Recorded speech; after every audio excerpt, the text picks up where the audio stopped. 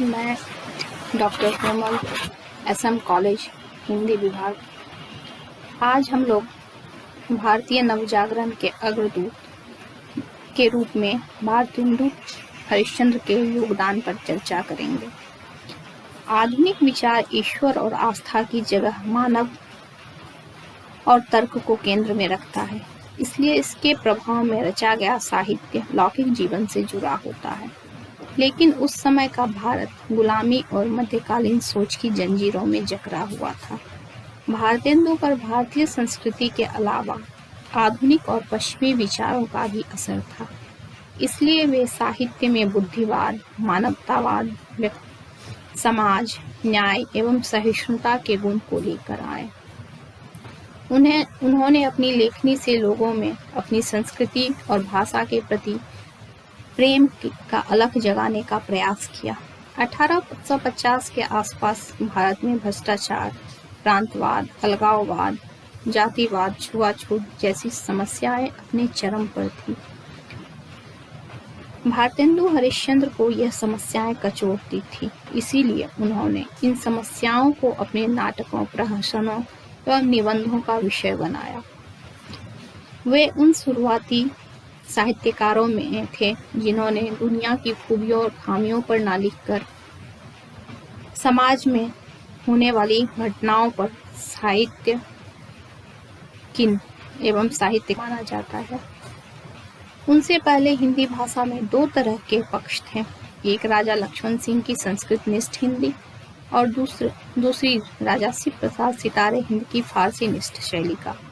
दोनों ही शैलियां अपनी अति को छू रही थी। एक में हिंदी भाषा में संस्कृत के शब्दों को चुन चुन के डाल रही थी, तो दूसरी फारसी के शब्दों को। भारतेंदु हरिश्चंद्र इन दोनों प्रवृत्तियों का मेल करवाया। उन्होंने अपनी पत्रिका हरिश्चंद्र मैगजीन में 1873 में हिंदी की नई भाषा को गढ़ना प्रारंभ किया। इसके लिए उन्होंने खड़ी बोली का आवरण लेकर उसमें उर्दू के प्रचलित शब्दों का प्रयोग किया। वहीं तत्सम और उससे निकले तद्भव शब्दों को भी पर्याप्त महत्व दिया। इसके साथ ही उन्होंने कठिन और अबूझ शब्दों का प्रयोग वर्जित किया। भाषा के इस रूप को हिंदुस्तानी शैली कहा गया, जिसे बाद में प्रेमचंद जैसे साहित्यकारों ने आगे और परिष्कृत किया। हालांकि कविता में वे खड़ी बोली के बजाय ब्रज भाषा का ही उपयोग करते थे। उस आलोचकों की नज़र में भारत भाषा के बाद भारतेंदु का सबसे बड़ा योगदान नाटक और रंगमंच के नाटकों की रचना की। इसके अलावा वे स्वयं एक अच्छे अभिनेता भी थे, लिहाजा रंगमंच से पर भी उन्होंने अनेक प्रयोग किए। इसलिए उन्हें हिंदी का पहला आधुनिक नाटककार और मौलिक नाट्य चिंतक माना जाता है। उन्हें हिंदी के नाटक युग का प्रवर्तक भी कहा गया है। उन्होंने नाटक के कथानक को काफी विविध बना दिया। इससे पहले के नाटक धार्मिक और भावुकता प्रधान थे।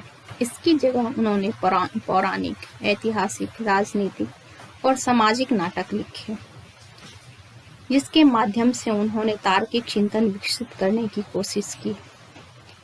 इनके लिखे भारत दुर्दशा, अंधेर नगरी, वैदिकी हिंसा, हिंसा न भवतु जैसे नाटक अभी भी मंचित हो रहे हैं। ये सभी प्रहसन की श्रेणी में आते हैं। हिंदी में पहली बार प्रहसन लिखने की शुरुआत इन्होंने ही की और उसे शीर्ष तक पहुंचाया भी। इस विधा के माध्यम से उन्होंने समाज में गहरी बैठी समस्याओं पर व्यंग्य के माध्यम से करारा प्रहार किया था।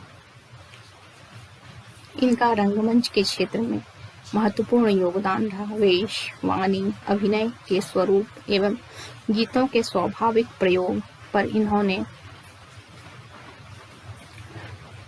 अपनी दृष्टि केंद्रित की। इन्होंने पारसी एवं पश्चिमी थिएटर के अति प्रभाव को दूर कर हिंदी रंगमंच की स्थापना की। भारतेंदु का काव्य संसार बहुत विस्तृत था। इतनी कम उम्र में ही इन्होंने 21 काव्य ग्रंथ, प्रबंध, काव्य, मुक्तक आदि की रचना की। वे गद्य खड़ी बोली में लिखते थे, लेकिन कविता के लिए भारतेंदु ने ब्रज भाषा को ही चुना। इस प्रवृत्ति को भाषा का द्वैध भी कहा गया, जो इनके 2 दशक बाद तक चलता रहा। भारतेंदु ने कहा कि कविता के लिए जिन भाव बोधों की जरूरत होती है, वे काफी प्रयास करने के बाद भी खड़ी बोली में नहीं आ सके। उस समय खड़ी बोली पूर्णतः विकसित नहीं हुई थी, इसलिए भारतेंदु जी को ऐसा लगा था। इसे उनकी विलक्षण प्रतिभा की सीमा भी माना जाता है। हालांकि बाद में महावीर प्रसाद द्विवेदी और उनके शिष्य कवि ने खड़ी बोली में ही सुंदर काव्य की रचना की। उनकी कविता में कवित्व, सवैया, दोहा, छप्पई जैसी पारंपरिक छंदों के अलावा लावनी, कजरी जैसे लोकप्रिय शैलियों का भी बहुत प्रयोग हुआ। भारतेंदु एक श्रेष्ठ पत्रकार भी थे। उन्होंने बाल बोधनी, कविवचन सुधा, हरिश्चंद्र मैगजीन, जो बाद में हरिश्चंद्र पत्रिका के रूप में प्रकाशित हुई, जैसी पत्रिकाओं का प्रकाशन और संपादन कर साहित्य से अलग विषयों और समस्याओं पर लिखा। इन पत्रिकाओं के माध्यम से उन्होंने न केवल नई किस्म की भाषा का विकास किया, बल्कि आधुनिक भारत की समस्याओं पर भी खुलकर चिंतन किया। वे इन पत्रिकाओं के माध्यम से देश प्रेम विकसित करने की कोशिश किया करते थे। भारतेंदु हरिश्चंद्र ने इन पत्रिकाओं में कई निबंध, आलोचना एवं रिपोर्टाज लिखे। भारतेंदु के अनुसार इन विधाओं की स्थापना आलोचकों ने के अनुसार इन विधाओं की स्थापना भारतेंदु और उनके साथियों के प्रयास से ही हुई। अपनी पत्रिकाओं के माध्यम से विविध विषयों पर लिखे हुए अपने लेखों से इन्होंने अन्य लेखकों को भी प्रेरित किया। उनके साथी बालकृष्ण भट्ट, प्रताप नारायण मिश्र की लेखनी पर भारतेंदु का प्रभाव स्पष्ट दिखता है। इन्होंने बताया कि कैसे साहित्य से इतर विधाओं में भी आम जीवन से जुड़े विषयों पर लिखा जाता है। इन्हीं कारणों से उनकी पत्रिका में लोगों की रुचि विकसित हुई। भारतेंदु बाबू का व्यक्तित्व और कृतित्व बहुत बहुआयामी था। इन्होंने आधुनिक हिंदी साहित्य की लगभग सभी विधाओं में योगदान दिया, विशेषकर गद्य साहित्य में।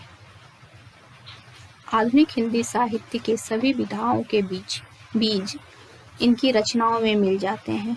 इन्होंने अब स्वयं को किसी एक विधा तक सीमित नहीं रखा। वे कुछ आप बीती, कुछ जगबीती नाम के उपन्यास भी लिख रहे थे, लेकिन इसकी चर्चा पूर्ण कहीं मिलती नहीं है। ऐसे अद्वितीय प्रतिभा साहित्य में बार बार नहीं आते। इनके साहित्यिक योगदानों को देखने के पश्चात आलोचक इन्हें भारतीय साहित्य में हुए नवजागरण का अग्रदूत भी कहते हैं, और ऐसा कहना कहीं से अतिशयोक्ति नहीं है।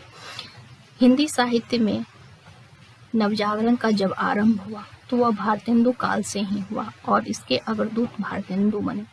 भारतेंदु ने अपने साहित्यिक विधाओं द्वारा, साहित्यिक चिंतन के द्वारा हिंदी साहित्य को पोषित किया, पल्लवित पुष्पित किया और इन्हें समृद्ध बनाया। धन्यवाद।